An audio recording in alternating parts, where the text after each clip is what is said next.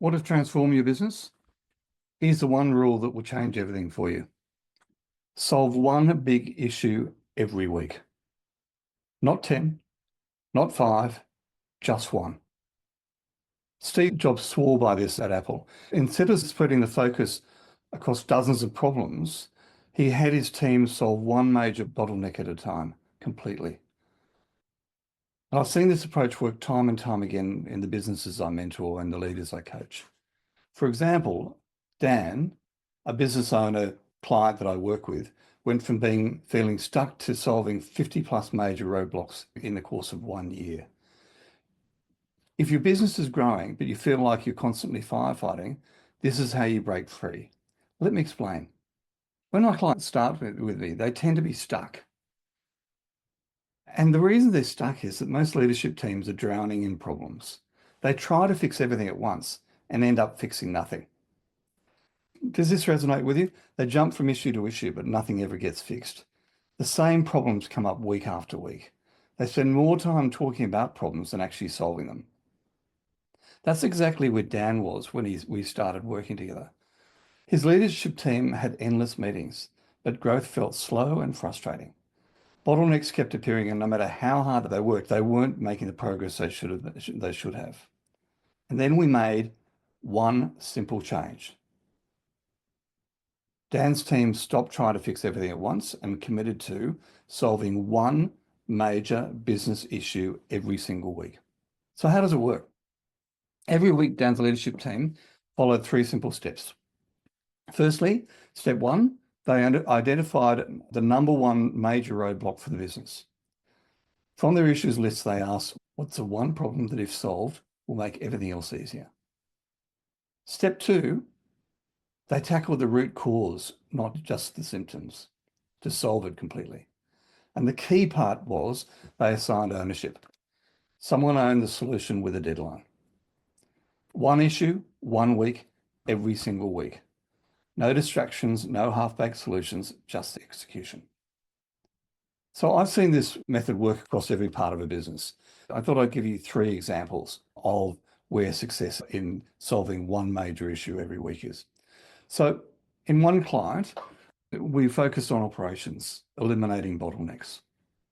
The client had no standardized systems, leading to errors and inefficiencies. They focused on fixing one broken process per week. Week 1, mapped out customer onboarding to remove friction. Week 2, they documented a repeatable sales process to improve conversion rates. Week 3, built an automated invoicing and collection system to speed up cash flow. The result? The business became scalable and predictable, allowing the CEO to step back from daily operations. Another example was around leadership and accountability and building an A-player team. I've got to say, in my experience, this is the thing that will move the needle the most in your business. Another client had a leadership team full of B players who weren't driving the business forward. Now, what's a B player? A B player is someone who's high on living the values of the business, but low on productivity. You as a CEO, your key KPI in my mind is having a leadership team full of A players, high living the values of the business and high in productivity in their roles. And if you have A players, they attract other A players and your job just gets easier and easier. So going back, in my view, the key KPI for you as a business owner and CEO is the percentage of A players you have in your leadership team. So let's go back to this client, leadership team full of B players. What do we do? By tackling one leadership per week, we built a high performance team. In week 1, we introduced quarterly OKRs and KPIs for every role and a mission statement. KPIs, key performance indicators, OKR, so these are long-term measures of success, and OKRs, organizational key results, these are quarterly sprints to improve. But by focusing on the mission, the KPIs and OKRs for every single role, we aligned the team and started driving the team forward in one direction. And we were able to measure results every quarter. Secondly, week 2, we implemented weekly leadership team check-ins to ensure alignment, one-on-ones between the owner and his leadership team every fortnight. one-on-ones between the leadership team and their team. In week 3, we moved towards a structured talent assessment to identify weak links. And from there, we put together a plan, a learning and a teaching plan to lift people in the different functions up. The result, in 6 months, we had no BC players on the team. Holding them accountable meant that the large majority self-selected out of the business. And within 2 years, 85% of the leadership team were all A players. The business boomed. Another example was removing the founder from daily operations. A lot of the time, entrepreneurs are actually not suited for the day-to-day grind of a business.